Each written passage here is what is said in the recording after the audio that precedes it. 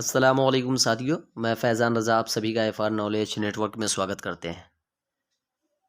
اس سے پہلے والی ویڈیو میں ہم سبھی نے نوائے Urdu class 10 C B S E board کی جو بک ہے نوائے اردو، اس میں ہم نے پوائنٹ ٹو پوائنٹ مکمل اسباق حصہ نثر کے مکمل اسباق کا ذکر میں نے کیا تھا۔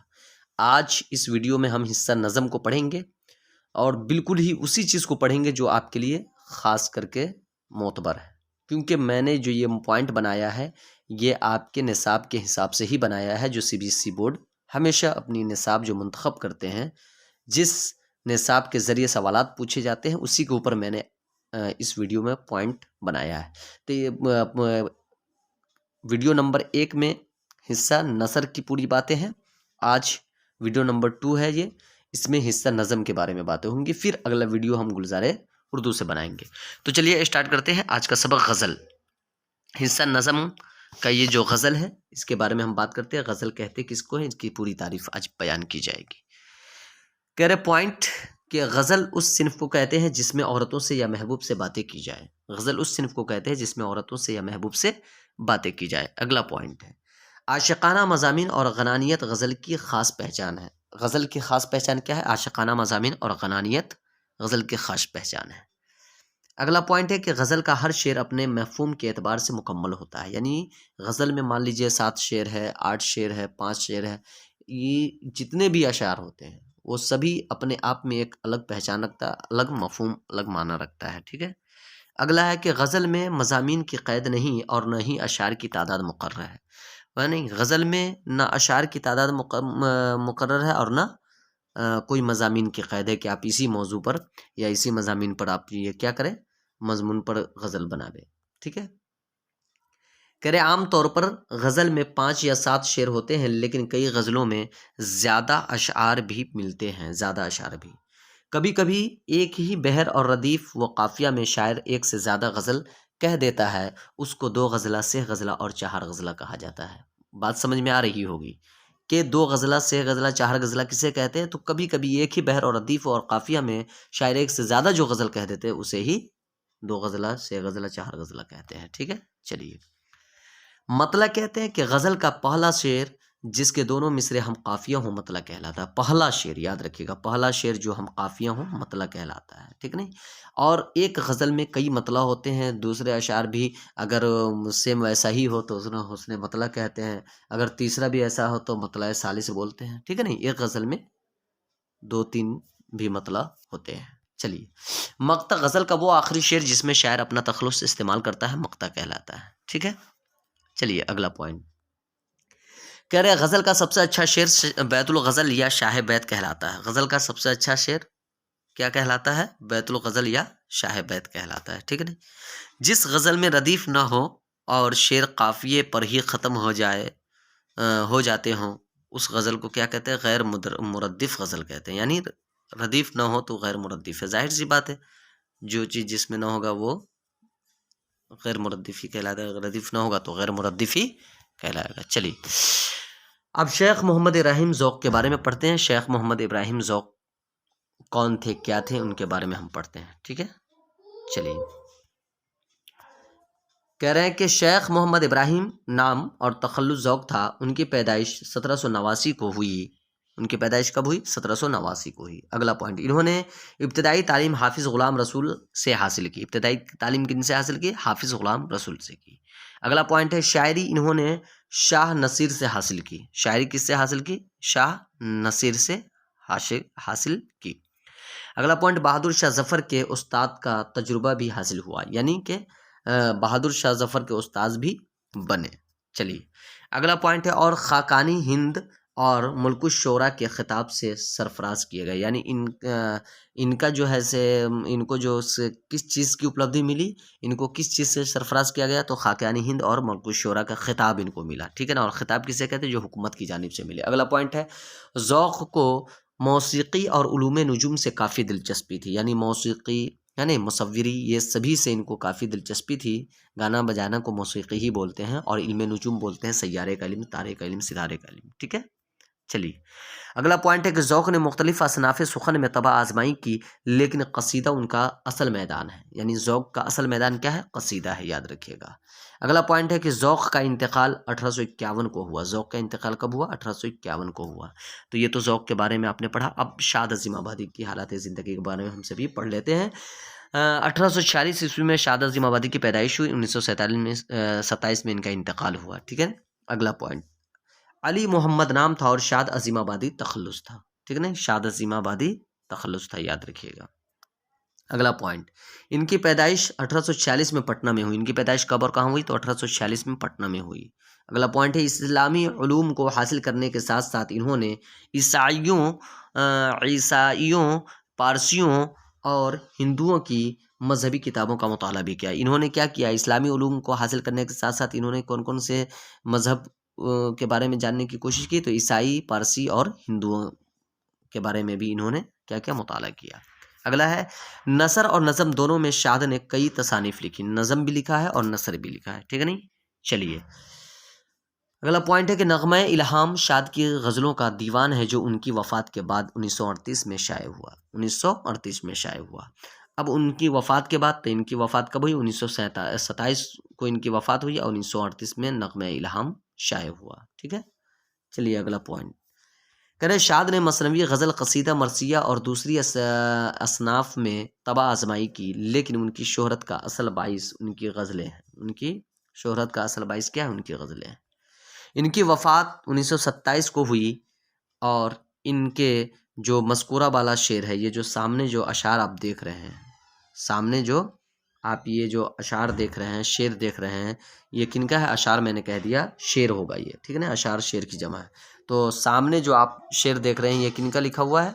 تو یہ شاد عظیم آبادی کے غزل سے ہی لیا گیا ایک ٹکڑا ہے، ایک شعر ہے۔ کیا کہہ رہے ہیں کہ ڈھونڈو گے اگر ملکوں ملنے کے نہیں نایاب ہیں ہم، تعبیر ہے جس کی حسرت و غم اے ہم نفسوں وہ خواب ہیں ہم۔ تو اس طرح کے کچھ اشعار آپ یاد رکھ لیں تاکہ آپ سے سوال کیا جا سکتا ہے، آپ ان کا جواب دے سکیں۔ اب چلیے فانی بدایونی کے بارے میں ہم سے بھی پڑھتے ہیں۔ فانی بدایونی کی حالات زندگی کے بارے میں دیکھتے ہیں۔ کہہ رہے 1879 کو ان کی پیدائش ہوئی، 1941 کو ان کی وفات ہوئی۔ شوکت علی نام تھا، پہلے شوکت اور بعد میں فانی تخلص اختیار کیا۔ پہلے شوکت تخلص کرتے تھے، بعد میں فانی تخلص کرنے لگے۔ کہہ رہے اتر پردیش کے ضلع بدایوں میں 1879 کو پیدا ہوئے۔ کہاں پیدا ہوئے؟ بدایوں میں پیدا ہوئے۔ اگلا ہے کہ فانی کے والدی پولیس کے محکمے میں انسپکٹر تھے۔ فانی کے والد کیا تھے؟ پولیس کے محکمے میں انسپکٹر تھے۔ فانی کے والد کیا تھے؟ پولیس کے محکمے میں انسپکٹر تھے۔ اگلا پوائنٹ، فانی نے 1897 میں انٹرنس کا امتحان پاس کیا اور 1901 عیسوی میں بریلی کالج سے BA کیا۔ 1901 عیسوی میں کیا کیا؟ بریلی کالج سے BA کیا، یاد رکھیے گا۔ چلیے اگلا پوائنٹ، کہہ رہے ہیں 1908 عیسوی میں MAO کالج جو موجودہ مسلم یونیورسٹی یعنی مسلم یونیورسٹی علی گڑھ سے LLB کی ڈگری حاصل کی، ٹھیک ہے۔ اگلا پوائنٹ ہے کہ لکھنؤ، آگرہ، اٹاوا، بریلی شریف اور بدایوں میں وکالت کی، یعنی فانی بدایوں نے کہاں کہاں وکالت کیا؟ تو لکھنؤ، آگرہ، اٹاوا، بریلی شریف اور بدایوں میں وکالت کی، ٹھیک ہے۔ اگلا پوائنٹ ہے 1932 میں مہاراجہ کشن پرساد کی دعوت پر چند حیدرآباد آئے۔ کہاں آئے؟ مہاراجہ کشن پرساد کی دعوت پر حیدرآباد آئے۔ اگلا پوائنٹ، ان کا انتقال حیدرآباد میں 1941 عیسوی میں ہوا، ٹھیک ہے۔ اگلا پوائنٹ دیکھتے ہیں، فانی کا یہ مقطع ہے جو ان کی زندگی پر صادق آتا ہے۔ فانی کا یہ مقطع ہے جو ان کی زندگی پر صادق آتا ہے، یعنی ان کی زندگی پر یہ بولا جا سکتا ہے۔ وہ کیا ہے کہ فانی ہم تو جیتے جی وہ میت ہے بے گور و کفن۔ فانی ہم تو جیتے جی وہ میت ہیں بے گور و کفن، غربت جس کو راس نہ آئی اور وطن بھی چھوٹ گیا۔ یعنی کہ مہاراجہ کشن پرساد نے جب ان کی غربت کو دیکھا، ان کی حالت کو دیکھا تو ان کو بلا لیا۔ اب اس کے بعد پھر فانی حیدرآباد چلے گئے اور وہیں مہاراجہ کشن پرساد کے دربار میں رہتے ہوئے ان کا انتقال ہو گیا۔ تو ظاہر سی بات ہے فانی نے یہ مقطع لکھا تھا کہ فانی تو کیا کرے، فانی ہم تو جیتے جی وہ میت ہیں بے گور و کفن، غربت جس کو راس نہ آئی اور وطن بھی چھوٹ گیا۔ تو یہی ان کے ساتھ ہوا کہ فانی کیا غریب ہو چکے تھے، ان کی حالت خستہ ہو گئی تھی اور مہاراجہ کشن پرساد نے ان کو دعوت دے کر حیدرآباد بلایا اور یہیں ان کا انتقال ہو گیا۔ چلیے اگلا پوائنٹ دیکھیں کہ فانی پہلی غزل 1890 یعنی 11 سال کی عمر میں کہی۔ اگلا پوائنٹ ہے ان کے والد شاعری کے خلاف تھے اس لیے چھپ کر شاعری کرتے تھے، یہ بھی پوائنٹ ہے، بہت اہم پوائنٹ ہے۔ زیادہ تر کلام تلف ہو گیا، جو کچھ بچا وہ باقیات فانی کے نام سے 1926 میں شائع ہوا، ٹھیک ہے۔ چلیے اگلا پوائنٹ، بعد میں دیگر اور مجموعے عرفانیات فانی 1939 اور وجدانیات فانی 1940 میں منظر عام پر آئے، ٹھیک ہے۔ چلیے اگلا پوائنٹ، فانی کا شمار اردو کے ممتاز غزل گو شعراء میں ہوتا ہے۔ شاعری میں درد و غم کے مضامین کی کثرت کے باعث فانی کو یاسیات کا امام کہا جاتا ہے۔ فانی کو کس چیز کا امام کہا جاتا ہے؟ یاسیات کا۔ یاد رکھیے یاسیات کا امام کسے کہا جاتا ہے؟ تو فانی کو۔ اب مندرجہ ذیل فانی کی غزل سے لیا گیا ہے، کہہ رہے کہ دنیا میری بلا جانے مہنگی ہے یا سستی ہے، موت ملے تو مفت نہ لوں، ہستی کیا ہستی ہے۔ کہنے کا مطلب یہاں پہ یہ آیا کہ فانی جو تھے نا خوددار انسان تھے وہ، ہے نہیں، انہوں نے موت کے اوپر بھی انہوں نے یہ کہا ہے کہ دنیا میری بلا جانے مہنگی ہے یا سستی ہے۔ یہ دنیا کو کہہ رہے ہیں کہ کوئی بھی چیز مہنگی ہو یا سستی اس سے مجھے کوئی مطلب نہیں ہے، ارے میں تو موت کی بھی بات کرتا ہوں کہ اگر موت بھی مجھے ملتی ہے تو میں مفت نہیں لیتا ہوں بلکہ جان دیتا ہوں تو موت لیتا ہوں۔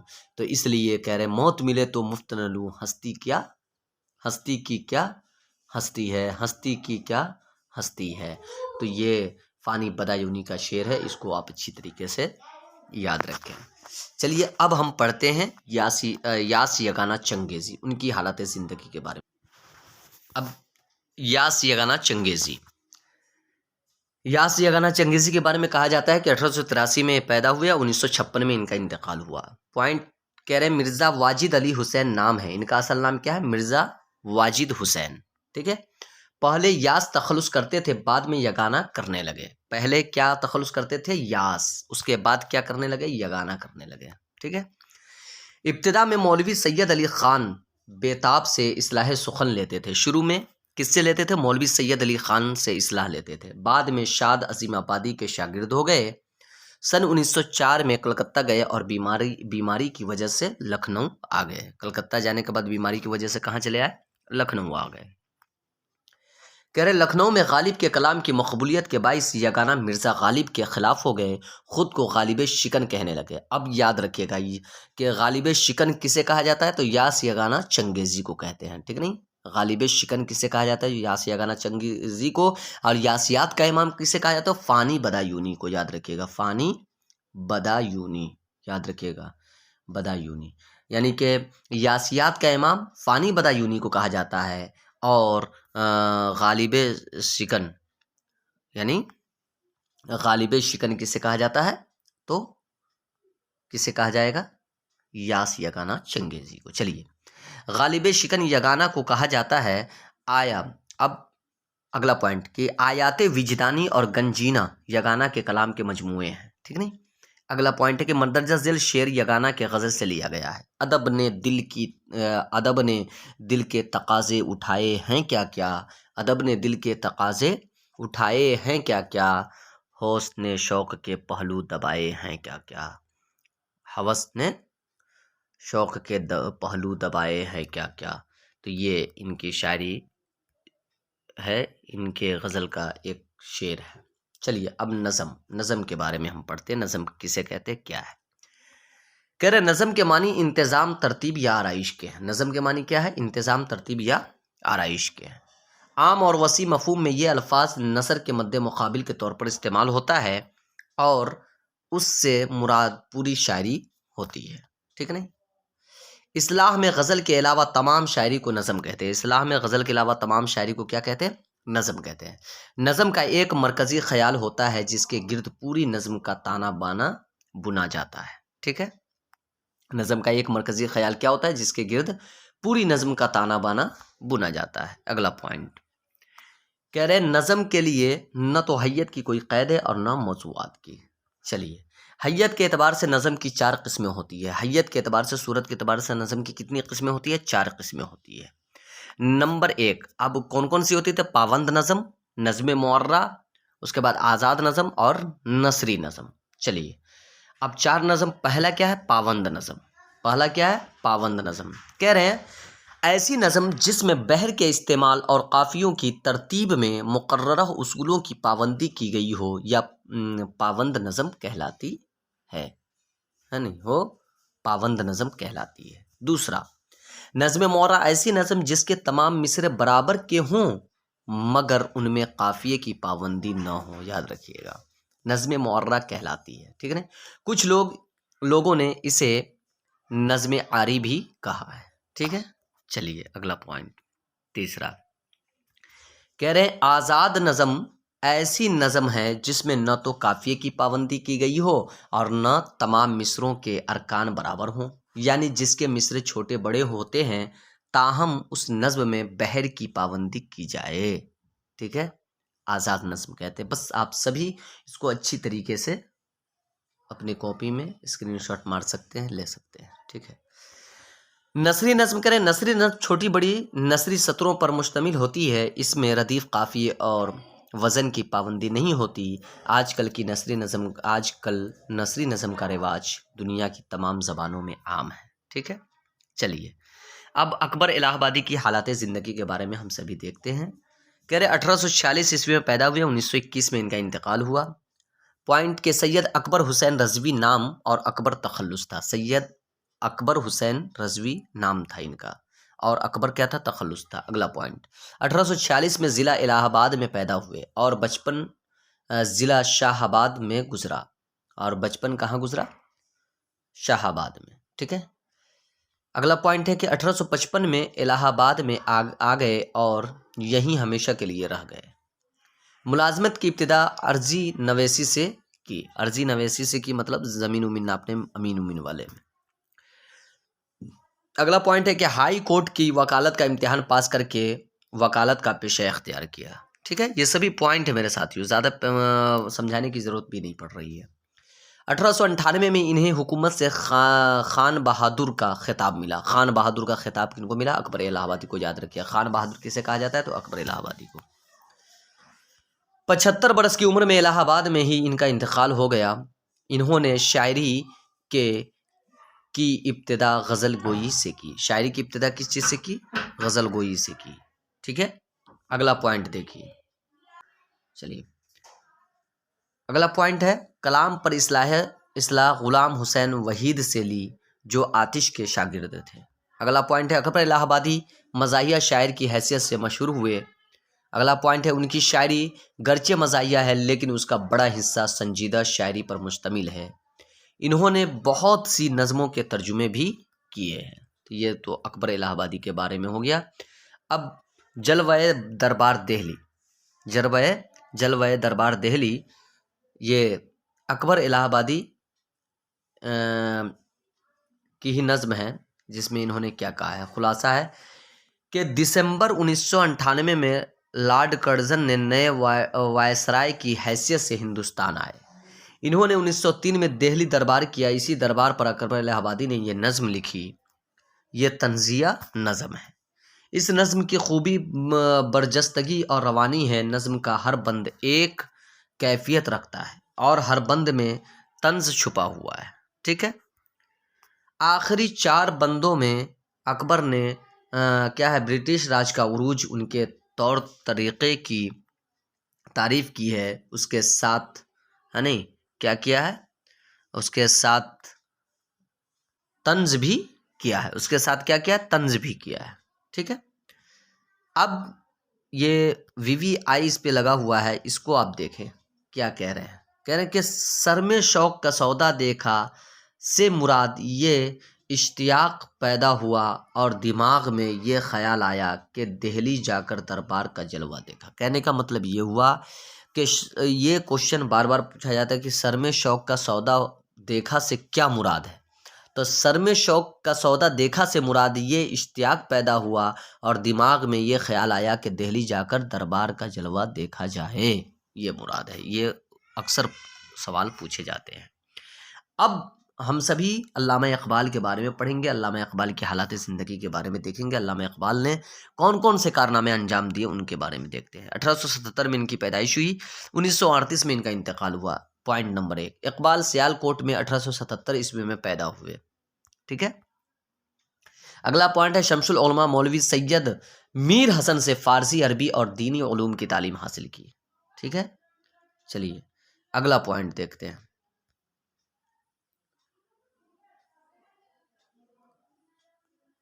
کہہ رہے ہیں کہ شروع میں اقبال نے خط کتابت کے ذریعے داغ سے اصلاح لی۔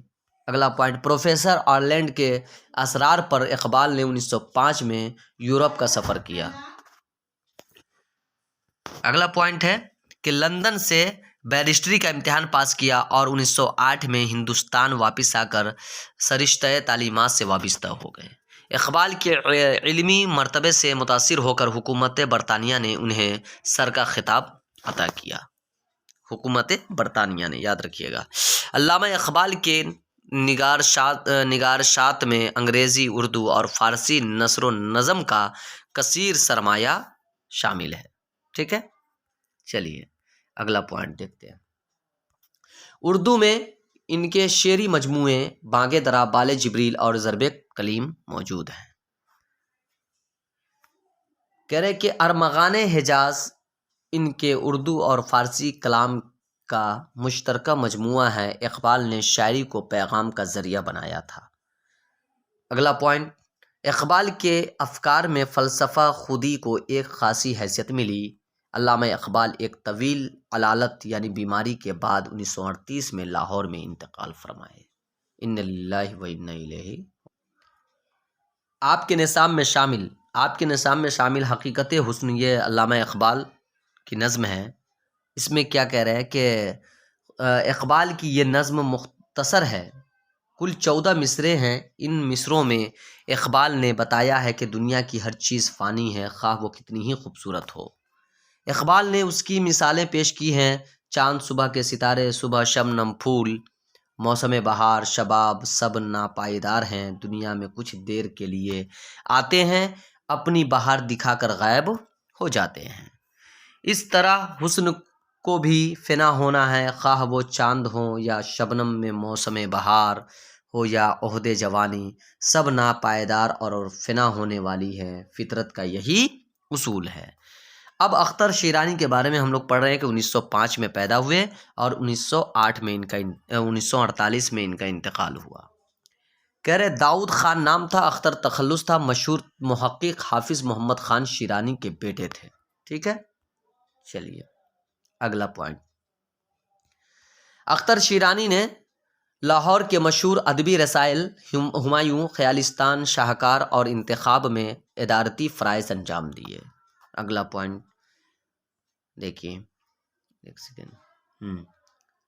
اختر ایک رومانی شاعر تھے، انہوں نے غزلیں بھی کہی ہیں اور نظمیں میں۔ رومانی شاعر بولتے ہیں تھوڑا عشقیہ شاعر کو۔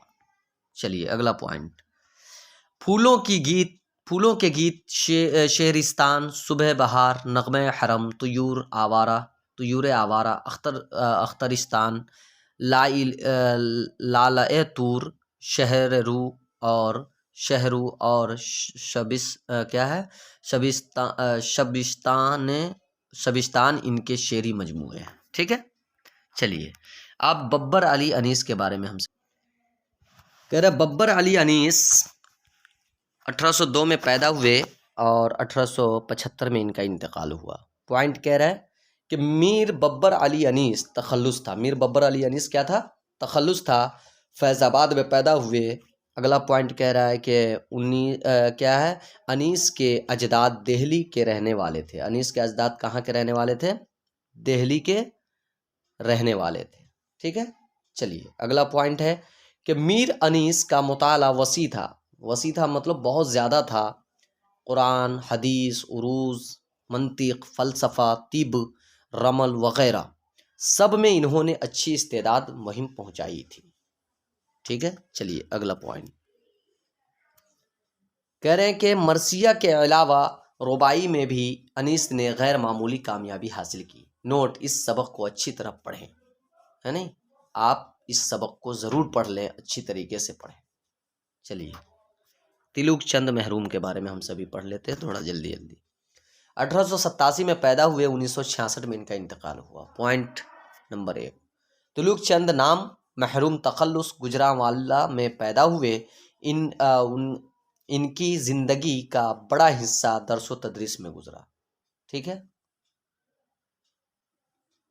کہہ رہے محروم نے اقبال اور سرور جہاں آبادی کے کلام سے متاثر ہو کر نظمیں لکھی۔ اگلا پوائنٹ، ان کی زیادہ تر نظمیں مناظر فطرت، حب الوطنی اور قومی اور سیاسی موضوعات پر ہیں۔ چلیے اگلا پوائنٹ دیکھتے ہیں، محروم صوفیانہ مزاح رکھتے تھے۔ اگلا پوائنٹ ہے، ان کا پہلا مجموعہ کلام محروم کے عنوان سے 1916 میں شائع ہوا۔ بعد میں کاروان وطن، رباعیات محروم اور نیرنگ معانی وغیرہ شائع ہوئے۔ دیکھیے میرے ساتھیوں، میں پوائنٹ ٹو پوائنٹ آپ سے باتیں کر رہا ہوں، مجھے بڑا مزہ آ رہا ہے پڑھانے میں، تو آپ لوگوں کو پڑھنے میں کتنا اچھا لگ رہا ہوگا، مجھے امید ہے کہ آپ سبھی کو بہت ہی اچھا لگ رہا ہوگا۔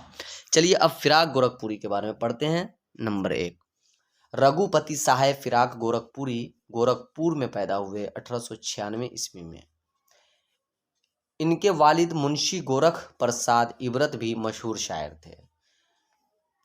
اگلا پوائنٹ ہے کہ فراق نے اردو، فارسی اور انگریزی میں تعلیم حاصل کی۔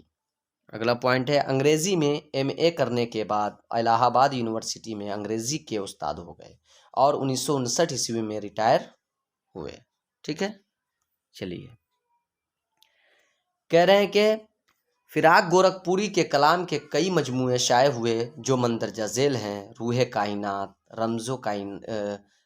رمز و کنایات، غزلستان، سبستان اور گل نغمہ خاص طور پر قابل ذکر ہیں۔ چلیے ان کی رباعیوں کا مجموعہ روپ بھی بہت مشہور ہے۔ اگلا پوائنٹ ہے، اردو میں تاثراتی تنقید کے علمبردار میں فراق کا نام لیا جاتا ہے۔ یاد رکھیے گا، تاثراتی تنقید کے اس میں کس کا نام لیا جاتا ہے؟ فراق کا نام لیا جاتا ہے۔ چلیے اگلا پوائنٹ ہے، ان کے تنقیدی مضامین کا مجموعہ اندازے اور ان کی کتاب اردو کی عشقیہ شاعری بہت اہمیت رکھتی ہے۔ اگلا پوائنٹ ہے، انہوں نے رباعی کی صنف کو ہندوستانی ثقافت کا ترجمان بنا دیا۔ اب رباعی کسے کہتے ہیں اس کے بارے میں دیکھ لیتے ہیں۔ کہہ رہے رباعی میں 4 مصرے ہوتے ہیں، اس کا پہلا، دوسرا اور چوتھا مصرع ہم قافیہ ہوتا ہے، تیسرا مصرع بھی ہم قافیہ ہو سکتا ہے۔ عام طور پر رباعی کا چوتھا مصرع سب سے زیادہ جاندار ہوتا ہے۔ جو پوری رباعی کی روح ہوتی ہے، قافیوں کی پابندی اور بحر کی پابندی ایسی شرطیں ہیں جن کا پورا ہونا رباعی کے لیے لازمی ہے۔ ٹھیک، اب کہہ رہے ہیں مندرجہ ذیل شعر رباعی کی مثال ہے کہ رتبہ جسے دنیا میں خدا دیتا ہے، رتبہ جسے دنیا میں خدا دیتا ہے، وہ دل میں فروتنی کو جا دیتا ہے۔ کرتے ہیں تہی مغز ثنا آپ اپنی، جو ظرف کے خالی ہیں صدا دیتا ہے۔ یعنی کہ اللہ تبارک تعالیٰ دنیا میں جسے رتبہ دیتا ہے وہ اپنے اندر عاجزی کو جگہ دیتا ہے، اور جو بیوقوف انسان ہوتے ہیں اسی طریقے سے شور مچاتے ہیں جس طریقے سے خالی برتن آواز لگاتا ہے، شور مچاتا ہے۔ تو میرے ساتھیوں، ہم نے نوائے اردو حصہ نظم اور حصہ غزل سبھی پڑھ لیا ہے۔ حصہ نثر اور نظم دونوں ہی ہم نے پڑھ لیا۔ پہلے والے ویڈیو میں حصہ نثر کی باتیں ہوئی تھی، اس ویڈیو میں ہم نے حصہ نظم کی باتیں کی۔ انشاءاللہ اب گلزار اردو کا اگلا ویڈیو میں گلزار اردو، یعنی 3 ویڈیو میں پوری نوائے اردو، مکمل نوائے اردو اور گلزار اردو میں پیش کر رہا ہوں۔ بس مجھے اسی طرح موٹیویٹ کریں انشاءاللہ، تاکہ میں زیادہ سے زیادہ ویڈیو آپ تک شیئر کرنے کی کوشش کر سکوں۔ اجازت دیجیے، اگلے ویڈیو کے لیے تیار رہیں، میرے اس ویڈیو کو زیادہ سے زیادہ شیئر کریں، پڑھیں، ارسال کریں، اور تاکہ مجھے موٹیویٹ ملے اور میں زیادہ سے زیادہ ویڈیو بنا کر آپ تک پہنچانے کی کوشش کر سکوں۔ خدا حافظ، فی امان اللہ۔